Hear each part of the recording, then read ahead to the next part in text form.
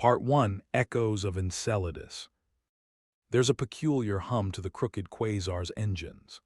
Like an old ballad stringed out of tune, it vibrates in my bones as I stand on the observation deck, facing the swirling abyss of Saturn's rings.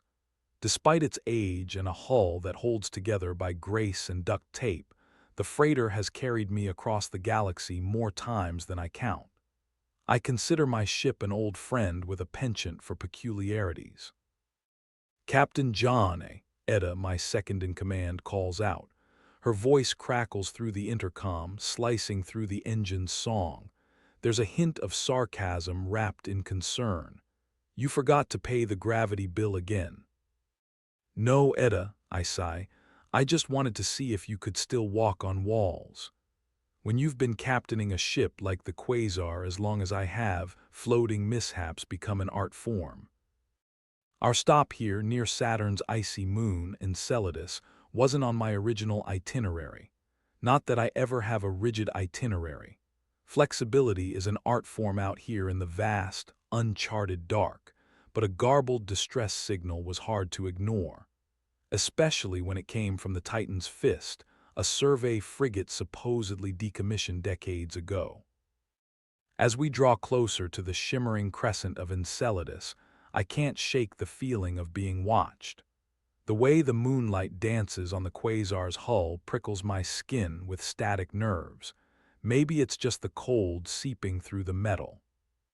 We land with a gentle thud, an impressive feat for the quasar on a flat expanse of ice. The survey frigate looms ahead, half submerged as if caught mid-dive by an ocean now frozen solid. It's beautiful in a way, an eerie sculpture of metal and ice, glinting under a cosmos of stars. The airlock cycles with a hiss, and Etta and I make our way through the frigate's cavernous holds. It reeks of rust and something else, a sharp, unfamiliar tang that makes my skin crawl. "So, Captain," Etta's voice echoes, lighter than usual in this alien cathedral of metal, "we expecting a welcoming committee." "Only if they're throwing a surprise party," I reply dryly. The frigate is dead, lifeless, no power or signs of recent activity, but the distress signal came from here. It's a mystery wrapped in a void with a puzzle's jagged edge. We push through a hatch into the control center, where the air is thick and heavy, like a storm about to break. The consoles are lit, blinking softly with an impossible light. Beside them, a peculiar shimmering orb floats in the air. It pulsates with a gentle, rhythmic glow, a heartbeat in the silence. "Captain," Etta whispers, awestruck, "that's not human tech." An understatement if ever there was one. The orb is smooth, unblemished, and utterly foreign. It radiates an energy that sends my instincts firing on all cylinders. But there's something hypnotic about it, too, like a siren's song in the deep. As I reach out, the orb reacts, a tendril of light snakes toward me, stops an inch from my fingers. I freeze, heart pounding in my chest, mind racing through every folklore and space legend I've ever heard. This isn't just alien, it's ancient. Suddenly, the frigate shudders. The deck tilts wildly, and the air fills with the gut-wrenching sound of ice fracturing. "We need to move now," I shout, grabbing Etta's arm as the orb surges with light, casting bright shadows that flicker like restless spirits. The way back is chaos. The frigate groans as if awakening from a long slumber, ice cracking and collapsing into deadly shards.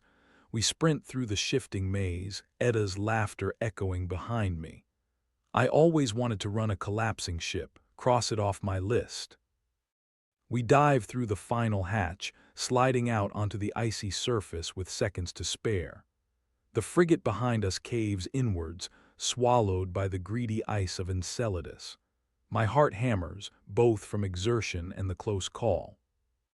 Back aboard the Quasar, Etta and I slump into our seats. "What the hell was that?" she gasps, eyes wide with adrenaline and laughter.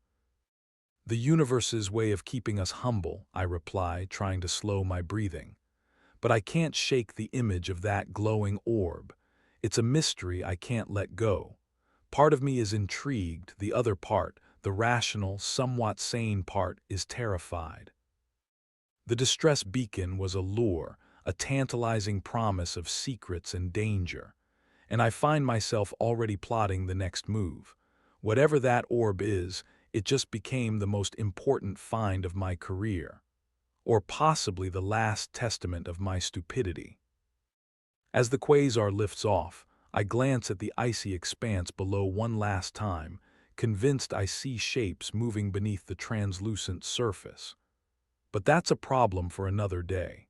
For now, the vast expanse of space awaits with its endless questions and unknowable answers, and I wouldn't have it any other way. This galaxy, it seems, still holds surprises, and it just handed me the biggest one yet. Part 2, The Lure of Larian. The crooked quasar hums its familiar off-key tune as we cut through the cosmos, leaving the ghostly shadows of Enceladus behind. Yet the image of that orb, pulsing like a forgotten heartbeat, refuses to fade from my mind. It's the kind of discovery that can drive a man to madness or glory, or both. Etta remains unusually quiet, absorbed in navigating the quasar through the void. Her fingers dance across the control panel with practiced ease, lights reflecting in her eyes like a billion new stars. I glance at her, trying to gauge her mood. She's got that look, the one that means she's thinking 50 steps ahead. It's comforting and a little unnerving, like watching a cat prepare to leap.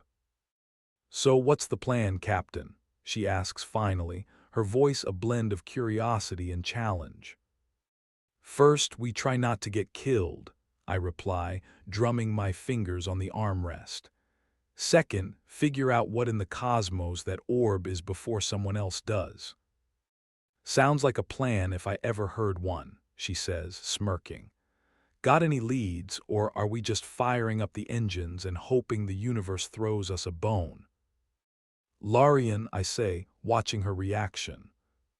Her eyebrows shoot up and she lets out a low whistle. "Larian, that's a place for those who enjoy playing chicken with black holes."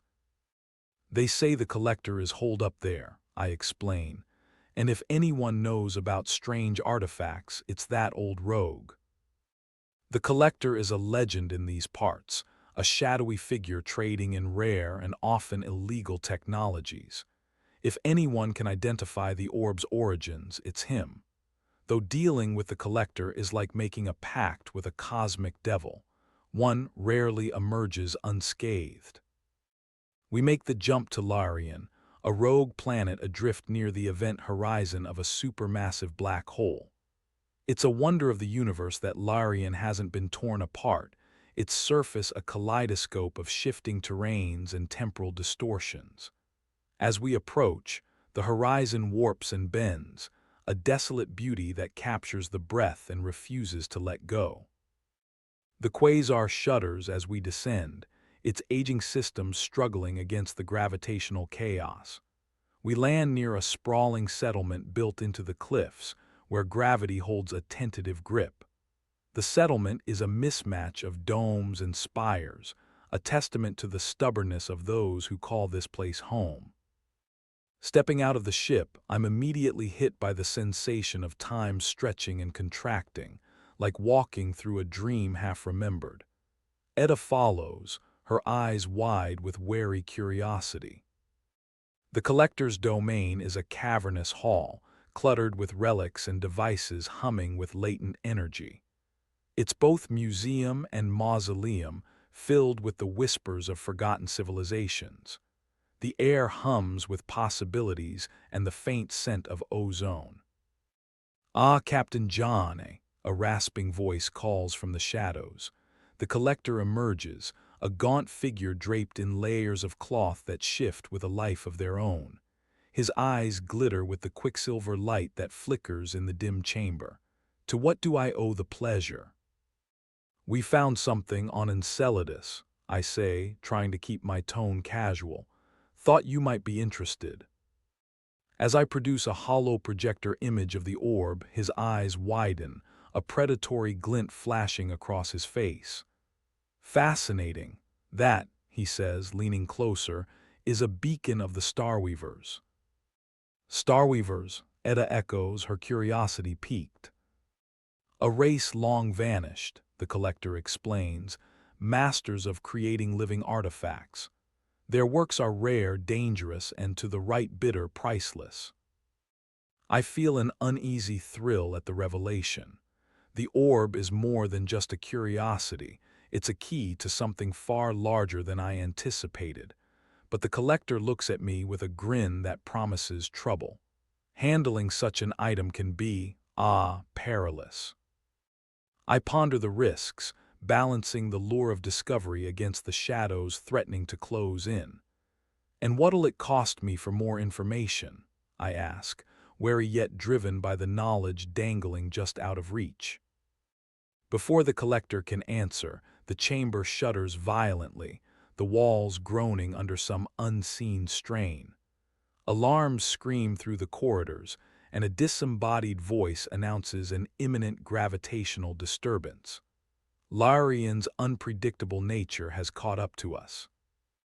"We need to get out," Etta shouts, eyes wide with urgency. Chaos erupts as artifacts topple from their perches, the air crackling with static.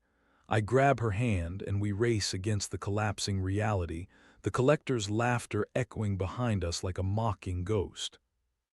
Back on the quasar, I barely have time to strap in before Etta triggers the launch sequence. The engines roar defiantly, propelling us away from the convulsing planet. Behind us, Larian twists and folds into itself, a celestial beast bucking against its own existence. As we hurtle away, my mind whirls with the implications of what we've learned. The Starweavers, a beacon, and the Uns. Ettaling promise of dangers yet unknown. It feels like we've cracked the lid on Pandora's box, the contents swirling into the void. Etta looks over, her breath still coming in quick bursts. "Well, Captain, where to next?" I smile despite the chaos, the thrill of the unknown beating in time with my heart. "We follow the trail," I say, feeling the weight of my decision settle in, "and see how deep this rabbit hole goes." Part 3: The Veil of Shadows. The crooked quasar zips through the dark, steady as a comet fired from a cosmic sling. Our course is set towards Viron's belt, a nebula renowned for its shifting hues and the secrets it keeps within its swirling mists. It's also the perfect place for someone looking to hide, or in our case, to find answers. Etta's been uncharacteristically quiet, her fingers tapping a staccato beat on the console. The collector's revelations about the Starweavers and their beacon have left us both on edge, teetering between excitement and tension. The quasar's interior is filled with a heavy silence, the kind that presages a storm. Finally, she breaks the quiet. "You think the collector was telling the truth?" I throw her a sidelong glance, the ghost of a grin on my lips. The truth, from him, probably not, but there's always a thread of reality in his tales, tangled though it may be. We've barely settled into the rhythm of the journey when Etta picks up something on the scanners. A faint energy signature, unusual and foreign, pulses just beyond the quasar's sensor range. It has the same peculiar hum as the orb, a symphony from across the stars. "Looks like we've stumbled into another web," she remarks, eyes narrowing in concentration. "You want to follow it." "Like a moth to a flame," I murmur, altering our trajectory. My instinct drives me forward, the pull of the unknown irresistible, but a part of me knows we're courting danger, the kind that bleeds into nightmares. The nebula swallows us, painting the cockpit in shades of violet and emerald. It's a living tapestry where shadows dance and the past whispers on a phantom breeze. The quasar navigates the spectral currents, Etta's hands deft and sure. As we penetrate deeper, the energy signature sharpens, transforming into a beacon that sings in our bones. A structure emerges from the nebula, a great shadow crowned with glowing runes. It hangs suspended in the void, an ancient cathedral adrift in a cosmic sea. This is no mere relic, it's a Starweaver station. The quasar docks without incident, its metal frame dwarfed by the station's magnitude. We disembark cautiously, the air thick with the scent of old stardust and faint ozone. It's a place both sacred and foreboding, the echoes of long-lost voices trailing us like haunts. We move through the shadowy corridors, our path lit by the soft glow of the runes. The walls are etched with symbols that pulse with an inner light, a language lost to time yet still vibrant with meaning. "Feels like we're trespassing," Edda mutters, her voice hushed in the vastness. "Do you hear that?" I pause, straining to catch the faint melody that reverberates through the corridors. It's the same hum as the orb, now a symphony of notes weaving a tale of loss and hope.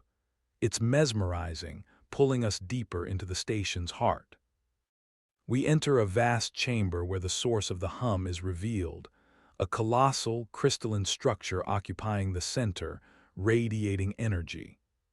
It's a star map, a kaleidoscope of light and motion, depicting the galaxy in all its wondrous complexity.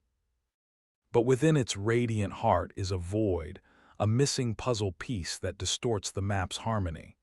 The realization hits like a comet collision.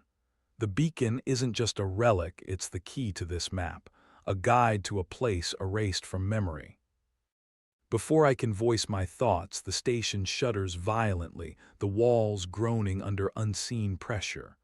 Alarms wail, discordant with the map's melody. "We've got company," Edda shouts, her hand on her blaster.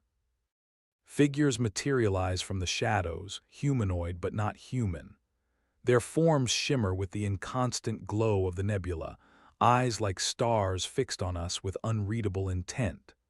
They're watchers, guardians of this ancient place, and they do not welcome intruders. Edda and I exchange a glance, our silent communication honed by years of shared perils. We back towards the exit, slow and deliberate, but the watchers close in, their presence a tangible force pushing against us. "We can't fight them," Edda breathes, "not here." "No," I agree, calculating furiously, "but we can run." We pivot, sprinting back through the corridors as the station's wails crescendo into a storm. The watchers pursue, their movements fluid and relentless. We dive through the docking bay's airlock, sealing it just as they reach the threshold, their forms a mere breath from us. The quasar detaches, engines roaring to life as we flee the station. The nebula swirls around us as we burst free, the watchers, luminous forms fading into the distance. My heart pounds with adrenaline and the thrill of survival, tempered by the weight of new knowledge. The key is within our grasp, and with it, the path to unimaginable mysteries. But the watchers are a reminder we're playing with forces beyond our comprehension, and the galaxy has its own rules. Edda sinks back into her seat, a wary grin breaking through. "Well, Captain, looks like we've got more than we bargained for." I nod, the map's image burned into my mind. "That's the beauty of it, Edda. The universe's secrets are never easy, and we're just getting started." The thrill of the chase sings in my veins as we set our course anew. The quasars song a familiar comfort as we plunge into the unknown once more. Part 4: Whispers of the Void. The crooked quasar sails through the star-drenched void, the hum of its engines like a soothing lullaby after the chaos we've just escaped. Edda is silent beside me, peering out into the endless expanse. Her expression mirrors the vastness around us, thoughtful, tinged with wonder. The crystalline map from the Starweaver station still plays on a loop in my mind. Even now, I feel its siren call, an echo of unfathomable mysteries just beyond reach. Its void beckons us onwards, a challenge as much as an invitation. I've seen the stars, but this feels like more than destiny or luck. It feels personal. Ever feel like the universe is daring you? I ask Etta, watching the way the starlight dances across her face. She chuckles, a bright break in her pensive gaze. Every day with you, Captain, she replies, a playful gleam in her eyes. Our destination is a region known only as the Void's Whisper, an uncharted sector on the map's edge, cloaked in myth and superstition. It's said that those who enter rarely return, swallowed by the silence. But for us, that silence might just speak volumes. As we near the sector, the quasar's instruments begin to act erratically, readings fluctuating wildly as if confused by what they're sensing. It's a strange sensation, like standing on the precipice of a dream. Looks like the universe is rolling out the welcome mat, Etta quips, tapping the console in an attempt to stabilize the readings. The moment we cross the threshold, the universe seems to hold its breath. The familiar hum of the engines fades into an eerie stillness, a silence so profound it presses against my ears. I glance at Etta, her eyes wide with a mix of apprehension and intrigue. Then a voice not quite sound, more like an impression, brushes against my mind, ancient and resonant. It speaks with a familiarity that prickles my skin. It's not language but emotion, a tapestry woven from the whispers of the cosmos. Etta tenses, her grip on the console tightening. "Did you hear that?" she asks, her voice hushed in the quiet. "Felt more like," I murmur, trying to steady my racing thoughts. Whatever this presence is, it's aware of us, and it reaches out with a quiet urgency. The void ahead ripples, revealing a colossal structure, a vessel unlike any I've ever seen. Its form defies definition, shifting and curling like liquid metal, its surface alive with luminescent patterns that pulse in rhythm with the universe itself. "It's beautiful," Etta breathes, all replacing apprehension. We maneuver closer, docking with an unforeseen ease, as if the ship welcomes us into its embrace. The airlock cycles with a soft hiss, and we step into a corridor that feels less like a place and more like a thought made tangible. As we move deeper, the presence grows stronger, a guiding hand through the maze of corridors. It's alien yet comforting, a reminder of ancient kinship. The ship is alive, in a manner not sentient but aware, a whisper of something that once was and may yet be again. We reach a chamber where the presence converges, a heart of light and shadow intertwined. There at the center is another orb. This one is larger, swirling with colors that defy description, a mirror to the crystalline star map. Instinctively, I reach out, the orb responding to my touch with a surge of energy that pulses through me like an electric current. The ship hums, its voice joining the symphony of the orb, a song of creation and loss that resonates in my very bones.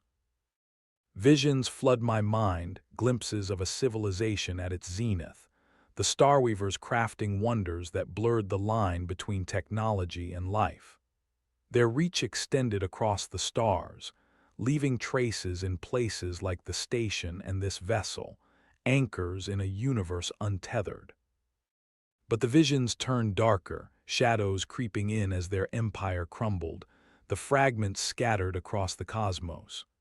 The orb flickers, its song faltering, and I sense its plea to remember, to reclaim what was lost. The quasar's comm system crackles to life, jolting me back to the present. It's Etta, her voice steady with the calm urgency of one accustomed to crisis. "Captain, we've got company ships inbound.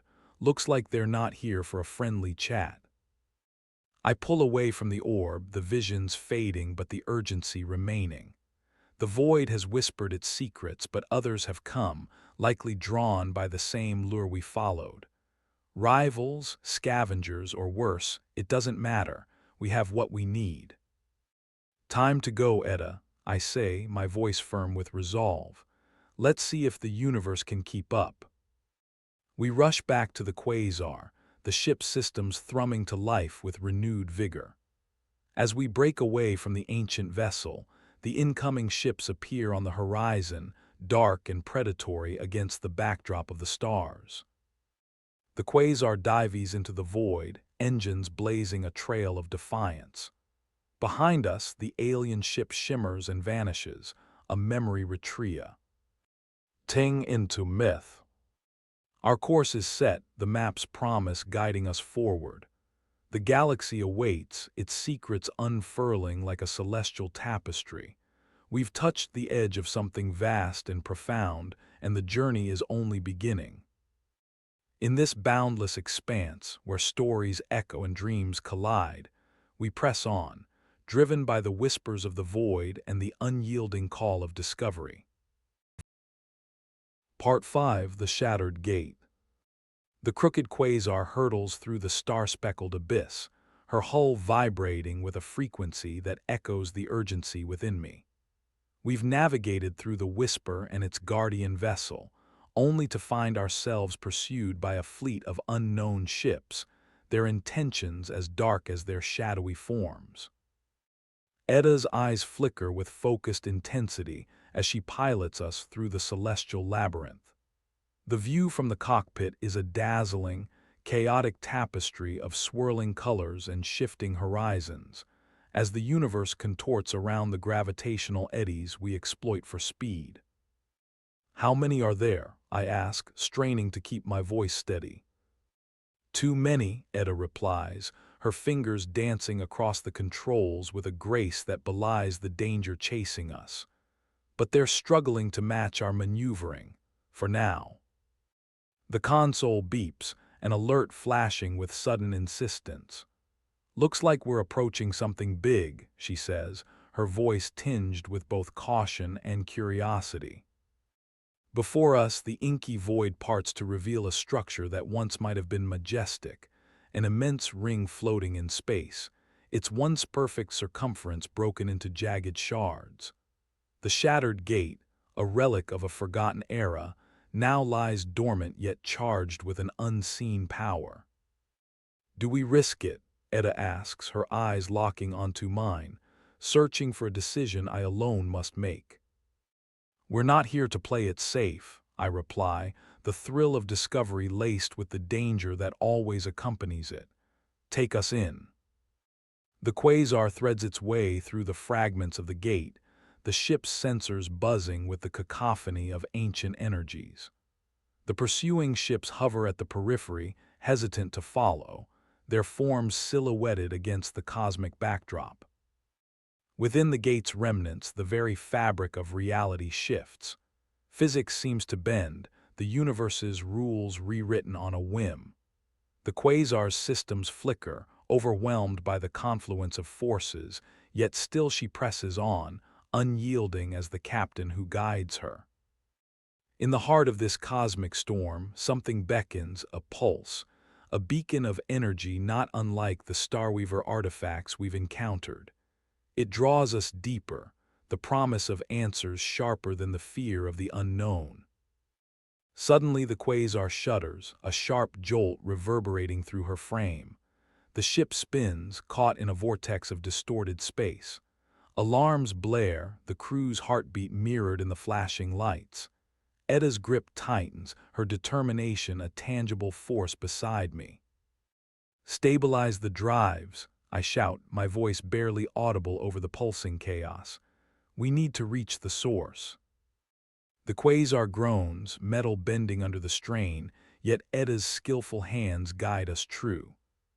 As the vortex pulls us closer to its core, the world outside the cockpit becomes a blur of light and shadow, a kaleidoscope of possibilities.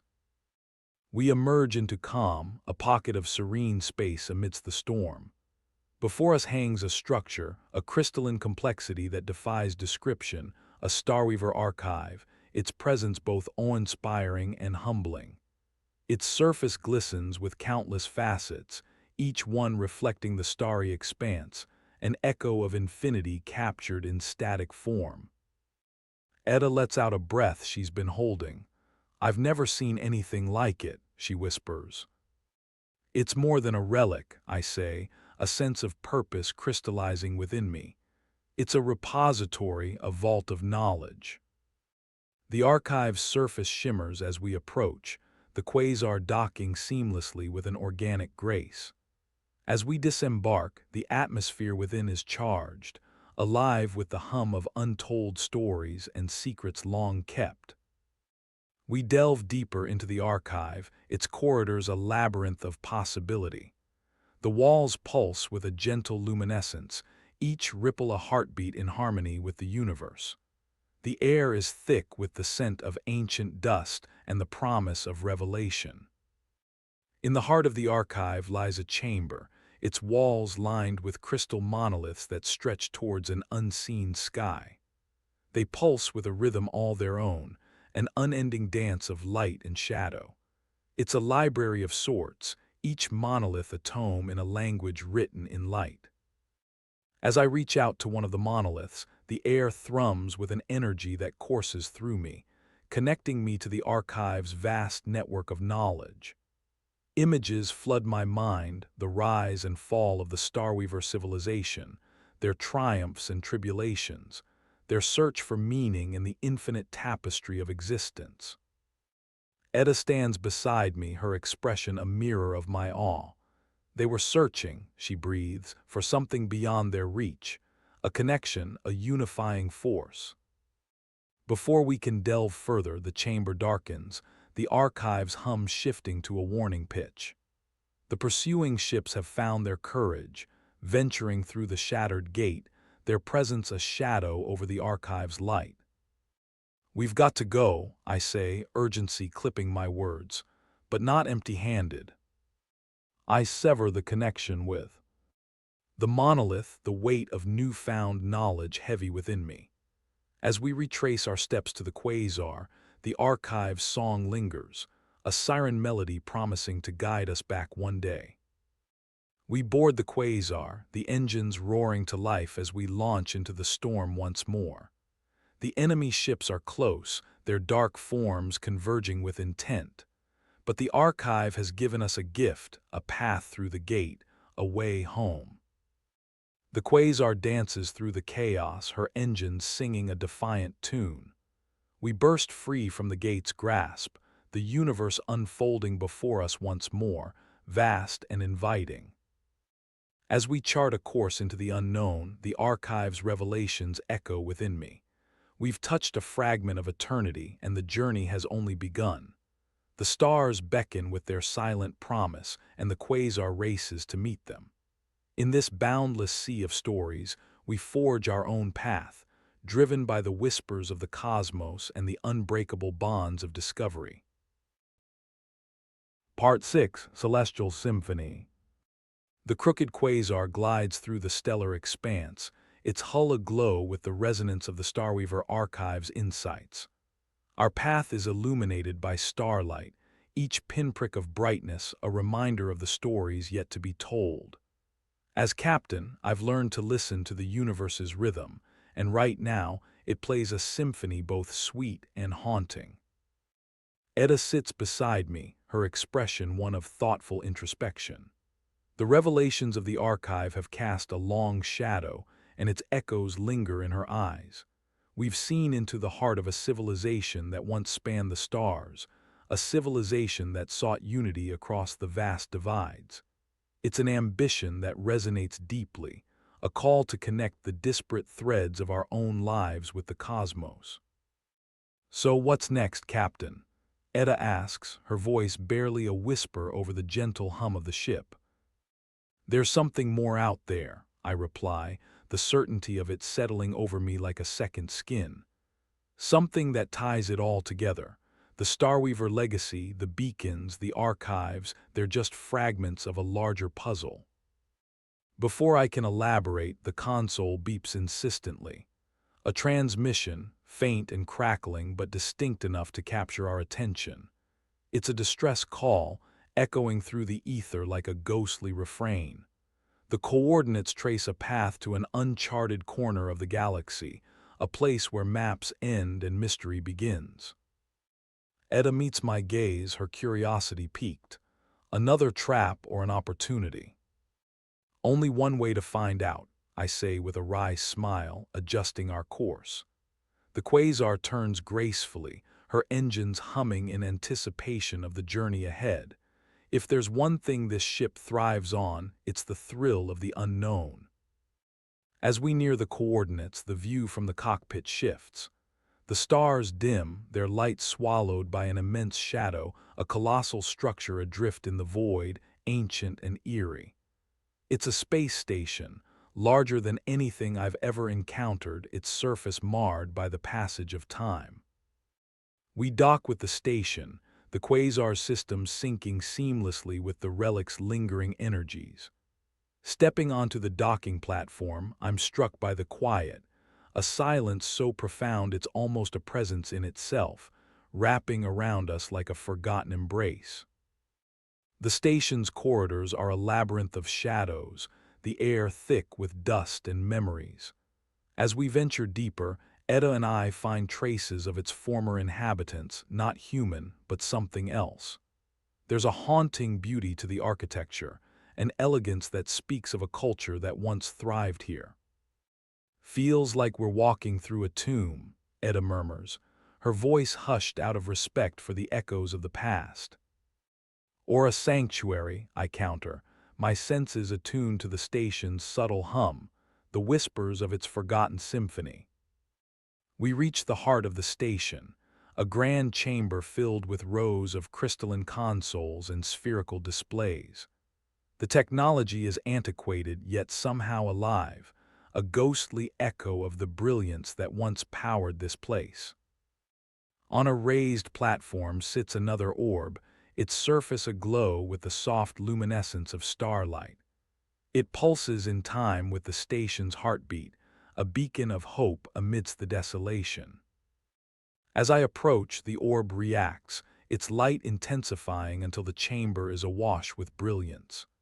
The air thrums with energy, and I feel a connection form, a bridge across time and space. The sensation is overwhelming, a tidal wave of emotion and memory that sweeps me along in its current. Visions dance before my eyes, fragments of lives lived and lost, of a people who once called this station home. They were dreamers, explorers who sought to understand the universe on its own terms. Their legacy is a song, a celestial symphony that resonates through the cosmos, waiting for someone to listen. Etta reaches out, her fingers brushing mine. Together we stand at the nexus of time, our minds attuned to the station's song. In this moment we are not alone, each note weaves a connection, a reminder that we are all part of the same cosmic dance. The station shudders, the vibrations growing as the orb's luminescence reaches a crescendo. It's a farewell, a final gift from the past as the station begins to power down, its energy spent after centuries of waiting. We make our way back to the quasar, each step a reminder of the extraordinary journey we've undertaken. The orb's song lingers, a melody that winds through the corridors of my mind, guiding us forward. As we depart, the station fades into the darkness, a shadow of what once was. The universe spreads out before us, vast and inviting, filled with the promise of discoveries yet to come. Etta's voice breaks the silence, a quiet echo of the thoughts swirling in my mind. Do you think they found what they were looking for? I ponder the question, the weight of it settling over me like stardust. Maybe, I say, a smile touching my lips, or maybe Lee. Kius, they found something even more important along the way. We set our course back into the heart of the galaxy, the quasar's engines singing a new song, a harmony of purpose and destiny. In this boundless expanse, where dreams collide and stories unfold, we continue our journey, driven by the whispers of the stars and the promise of the celestial symphony. Part 7. The Luminous Nexus. The crooked quasar drifts through the vastness, her voyage propelled by the song of the station that still thrums in my veins. Each moment aboard feels like a quiet celebration, a dance between the known and the undiscovered. In the cockpit, the stars blur into lines of light as we move along the cosmic highway, the universe unfolding in a kaleidoscope of color. Etta is lost in thought, her gaze fixed on the glittering expanse beyond our viewport. I can sense the questions forming behind her eyes, the puzzles left unsolved by the station's revelations. "Do you ever wonder if we're searching for something we can never truly find?" she asks, her voice a gentle thread weaving through the silence. I consider her words, the weight of them pressing against the eternal night. "Perhaps," I reply, "but isn't the search itself part of the answer? Even if we never find what we look for, each discovery reveals another layer of the universe." Our musings are interrupted by an abrupt ping from the console, a signal crawling its way through the ether. It's a frequency I recognize, one that stirs a familiar sense of anticipation and unease. Messages from the luminous nexus, an ancient, artificial star system rumored to be a repository of forbidden knowledge and forgotten histories. "Looks like we've been summoned," Etta says with a wry smile, the twinkle in her eyes a testament to her curiosity. "Think they'll roll out the red carpet?" "Or bury us under it," I quip, setting a course for the nexus. The quasar shudders slightly, as if eager for the challenge ahead. The journey is brisk, the ship slicing through the darkness like a blade through silk. The luminous nexus soon fills our view, a breathtaking sight that silences all jest.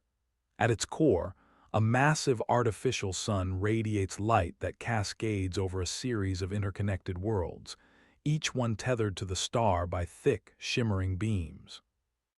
As we approach, the quasar is engulfed by a brilliance that seems to hum with intelligence, a living entity observing our arrival. We dock at a sprawling station orbiting one of the worlds, its architecture a strange blend of organic curves and precise geometry. The station's inner corridors pulse with an ethereal glow, casting shifting patterns across the walls. There's an energy here, a tangible sense of life that thrums beneath its surface. We are met by the Nexus's keepers, tall figures draped in robes that flow like liquid light. Their faces are luminous, features indiscernible beneath the glow, yet there's warmth in their presence, a hospitality that transcends words. "Travelers," one of them intones, their voice an echo of stars collapsing into whispers. "The Nexus welcomes you." Etta and I exchange a glance, our apprehension tempered by curiosity. We follow them through the labyrinthine halls, each step accompanied by the soft hum of unseen machinery, the lifeblood of the Nexus. They lead us to a chamber where a colossal sphere of light occupies the center, its surface swirling with patterns of iridescent hues. It's a repository of knowledge, the Nexus's heart, each flicker of light a story, a record of the universe's heartbeat. "You seek the Starweaver's legacy," the keeper continues, gesturing towards the sphere. "The Nexus holds their secrets, but to unlock them, a choice must be made." The air thickens with anticipation, the weight of history a palpable force pressing against us. The sphere pulses, a silent invitation to delve into its depths, to embrace the unknown. "What kind of choice?" Etta asks, her voice tinged with both awe and wariness. "A choice of vision and sacrifice," the keeper replies, their words resonant with untold significance. To glimpse the truths of the universe is to accept the burden of their weight. The sphere beckons, a luminous siren call that promises to unravel the mysteries of the Starweavers, to weave our fate into the tapestry of the cosmos. I step forward, the desire to understand, to connect, outweighing the fear of what might be lost. As my hand touches the sphere, the world dissolves into light, a cascade of sensations and visions that pierce through the veil of time. The Starweaver's history unfolds before me, their rise, their brilliance, their relentless pursuit of unity. And then their fall, a consequence of their greatest creation, a network of consciousness that consumed itself in its quest for perfection. The realization seizes me with a visceral force. The Starweaver's legacy was not a single artifact or a lost world, but an idea, a vision of a universe intertwined, a dream that both defined and destroyed them. As the visions fade, I find myself back in the chamber, the keepers watching with unreadable expressions. Etta catches my eye, her gaze filled with unspoken questions, her presence a constant in the whirlpool of revelations. "You have seen," the keeper says, their tone a gentle affirmation. "The choice is yours to see. Array the knowledge forward, or let it rest within the nexus." I glance at Etta, the understanding passing between us like a shared breath. The path is clear, illuminated by the Starweaver's light. We will not hide from the truth, nor shy away from its consequences. "We choose to share it," I declare, my voice echoing with the certainty of our resolve. "Let this knowledge be a beacon, a guide for those who come after." The keepers nod, their forms shimmering with approval. The chamber brightens, the sphere's light expanding to encompass us in its radiant embrace. As we depart the nexus, the quasar's engines purr with contentment, the universe a symphony of possibility played out before us. We leave behind a piece of ourselves, yet we carry forward a legacy, not just of the Starweavers, but of all who dare to dream. The stars beckon with their silent song, and we race towards them, our course set by the luminescent threads of destiny. In this vast expanse where stories converge and dreams ignite, we journey onwards, guardians of the celestial symphony and architects of our own fate. Part 8. The Celestial Cartographer. The crooked quasar sails through the shimmering lanes of starlight, its course set by the celestial symphony that now sings within us. The luminous nexus's revelations have imbued our journey with new purpose, their light a guiding beacon in this infinite expanse. We're custodians of a legacy, bearers of a cosmic vision, and the universe beckons us to find its reflection among the stars. Etta stands by the viewport, her silhouette framed against the brilliant tapestry of the cosmos. I can see the spark of discovery in her eyes, a light that matches the stars outside. We've been given a gift, and it's our task to weave it into the fabric of our own narrative. "Captain," she says, her voice threaded with quiet excitement. "The sensors are picking up a gravitational anomaly nearby.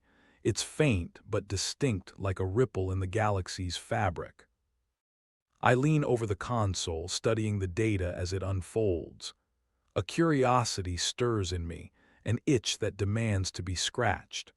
Anomalies mean the unexpected, the unknown, and that's where we often find the most profound truths. "Set a course," I instruct, a grin spreading across my face. "Let's see what this ripple wants to show us." The quasar hums with anticipation as we adjust our trajectory, racing towards the anomaly's coordinates. The starlight dances across the hull, an ever-changing play of shadows and illumination. As we draw near, the source of the anomaly becomes apparent, a celestial labyrinth of floating prisms, each one turning slowly in zero gravity, their surfaces capturing and refracting the surrounding light. The effect is mesmerizing, a shifting mosaic of colors that ripple across the void. We maneuver the quasar into the labyrinth, the ship navigating the maze with a grace born of intuition. The prisms respond to our presence, their movements forming patterns that suggest an intelligence at play. Looks like we've found something living, Etta remarks, her eyes wide with wonder. Or maybe something that remembers how to live. We drift deeper into the heart of the labyrinth, the prisms guiding us towards a massive, central platform. As we dock, the quasar systems sync with the structure, the ship's humming blending seamlessly with the low thrum of energy that resonates through the air. Stepping onto the platform, we're greeted by a figure unlike any we've met, a being composed of shifting light and shadow, its form both nebulous and defined. It's the celestial cartographer, the guardian and curator of this cosmic archive. "Welcome, travelers," the cartographer intones, its voice like the whisper of stars colliding. "You seek the paths that connect the forgotten and the future." Etta and I exchange glances, the weight of our mission renewed by this unexpected encounter. The cartographer embodies the very essence of our journey, the pursuit of knowledge that spans the breadth of existence. "We seek understanding," I reply, my voice echoing in the vastness. "A map to guide us through the mysteries we've uncovered." The cartographer gestures, and the platform comes alive with images and data, a grand tapestry of interconnected paths that stretch across the galaxy. Each line is a journey, a story waiting to unfold, the threads of history and possibility woven together in a stunning display. "You carry the Starweaver's light," the cartographer observes, its voice a gentle caress. "Their legacy is a key to the universe's map, the strands of fate and freedom intertwined." We step closer, the scope of the map overwhelming in its complexity and beauty. It's a living thing, a reflection of the universe's heart, and I can feel the pulse of its truth beneath my skin. Etta's hand brushes mine, her presence a steady anchor amid the cosmic currents. "This is incredible," she whispers, off-filling her voice. "We're standing at the crossroads of infinity." As we study the map, the paths begin to coalesce, forming a new pattern that draws our attention. It's a route that leads to a place where time and space converge, a nexus of potentiality that promises both discovery and danger. "Follow this path," the cartographer advises, its form shimmering with a luminescence that speaks of age and wisdom. "It leads to the echo of Eden, a realm where the echoes of creation still linger."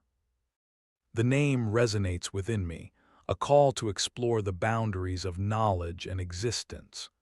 We've been entrusted with a legacy, and the path forward is written in the stars. We bid the cartographer farewell, their form dissolving into the light as we return to the quasar. The ship's engines roar to life, carrying us away from the labyrinth of prisms and into the uncharted reaches of our journey. As we chart a course towards the echo of Eden, the universe stretches out before us, a canvas painted with infinite possibilities. We're explorers, dreamers, custodians of a story that transcends time. In this boundless expanse where stars wisp, Earth's secrets and shadows guard ancient truths.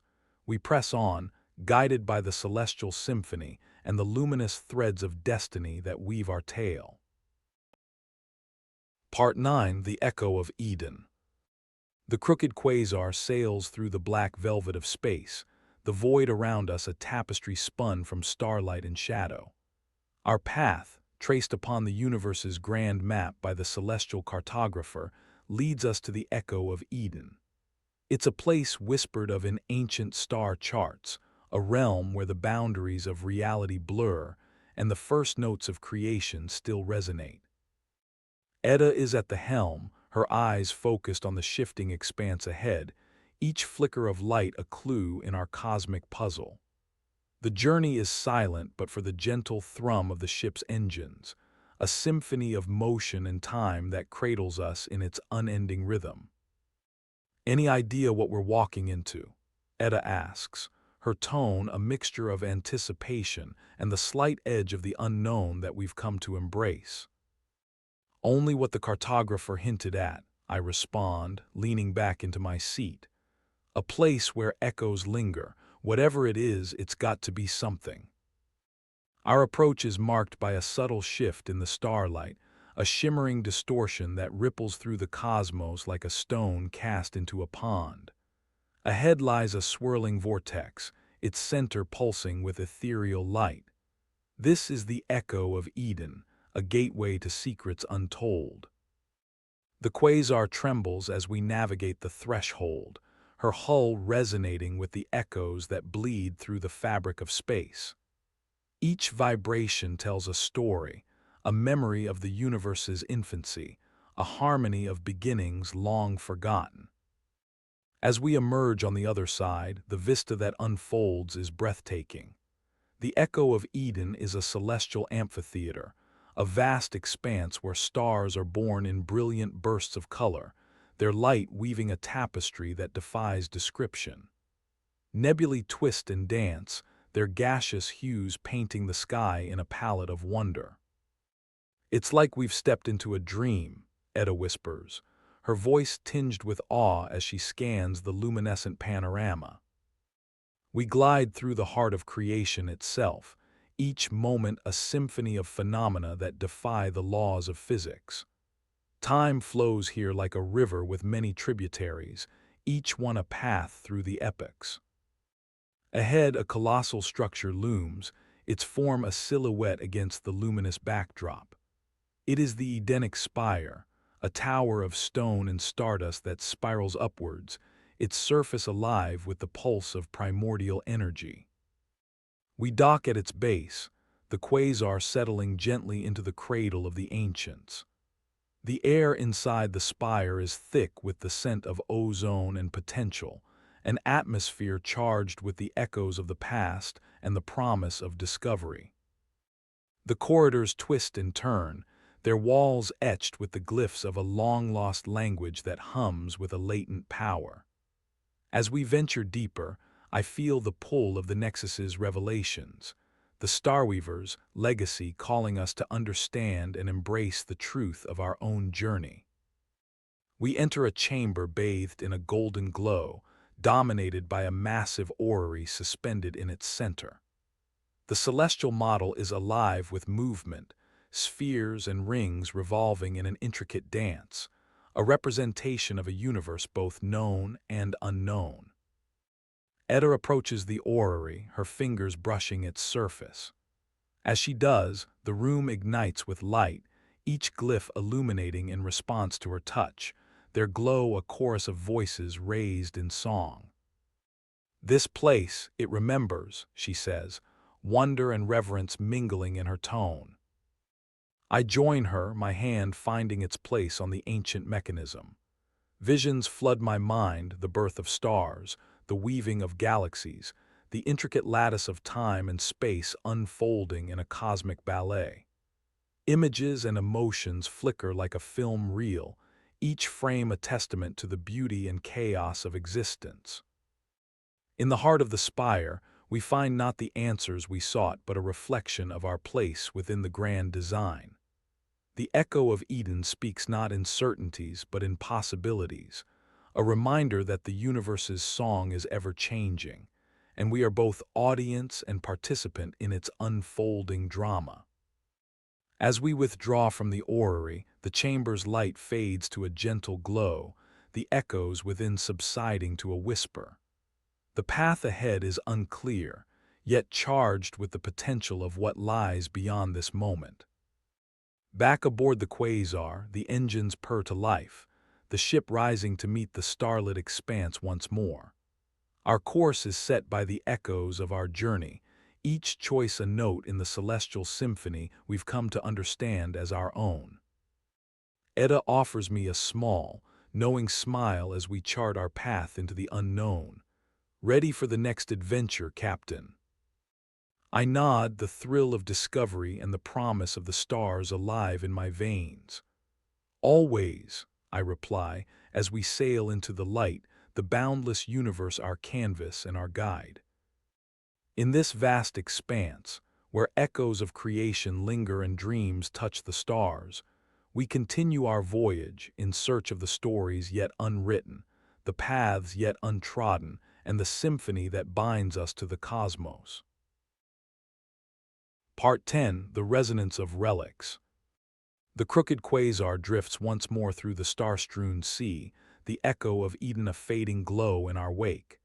Its mysteries linger in our thoughts, a melody unfinished, yet tantalizingly close to crescendo. The echoes of creation have left their mark on us, deepened our resolve, and expanded our understanding of the symphony we are part of. Etta is at the controls, her focus split between the ship's readings and the universe unfolding outside our windows. Her eyes reflect the light of distant stars, each one a beacon guiding us onward in our quest to unravel the celestial tapestry. "Captain," she calls softly, "we've picked up another anomaly. This one's different, local disturbances in the space-time fabric, almost like a ripple effect." I lean over the console, studying the data with keen interest.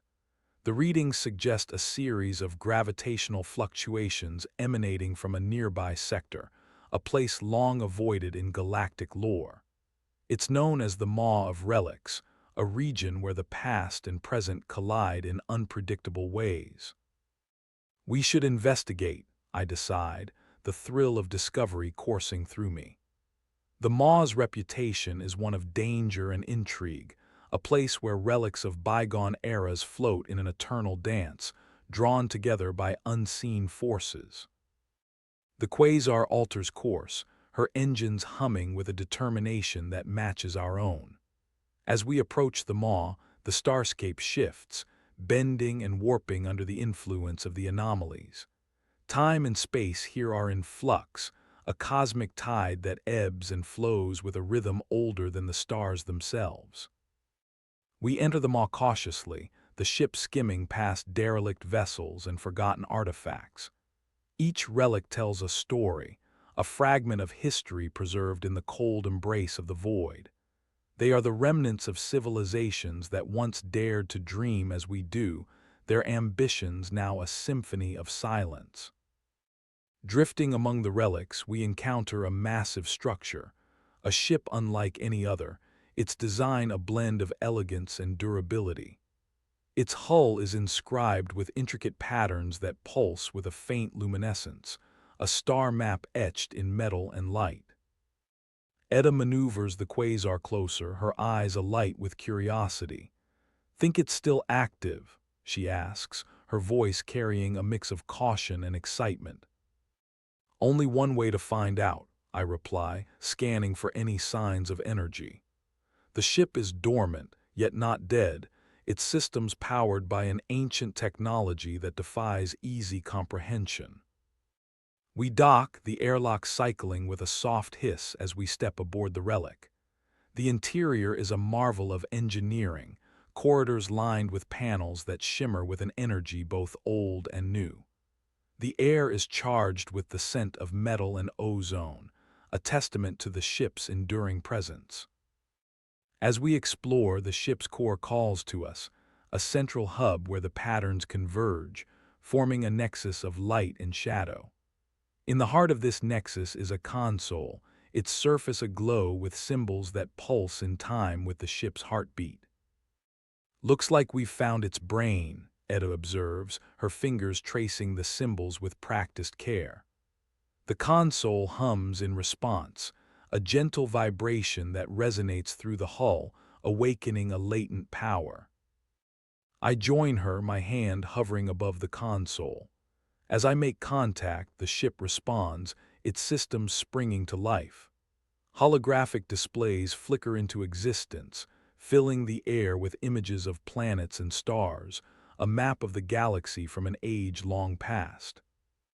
In that moment, I understand, this ship was a vessel of exploration, a cartographer of the cosmos, its mission to chart the uncharted and record the stories of the stars. It is a relic not just of metal and wire, but of dreams and aspirations that mirror our own. The ship's logs reveal a wealth of data, a treasure trove of information about worlds and civilizations lost to time. As we sift through the records, one entry stands out, a set of coordinates that points to a world within the maw, a place marked by both promise and peril. "This could be it," Etta says, her voice brimming with anticipation. "A world untouched for eons, waiting to be rediscovered." We take note of the coordinates, our course clear yet fraught with uncertainty. The maw's secrets are many, and its embrace is both comforting and daunting. As we make our way back to the quasar, the ship's systems power down, the console's light dimming to a gentle glow. It's as if the ship has entrusted us with its legacy, its knowledge a parting gift to guide us through the unknown.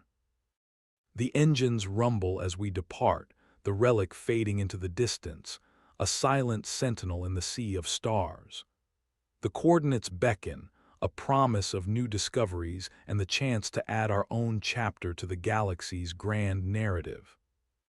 Etta and I share a look, the understanding passing between us like a current. We are explorers bound by the stories we uncover, the truths we seek, and the resonance of relics that echo through time. In this boundless expanse, where the past meets the future and the stars sing their eternal song, we continue our journey, forever searching, forever dreaming, forever charting new paths in the infinite symphony of existence.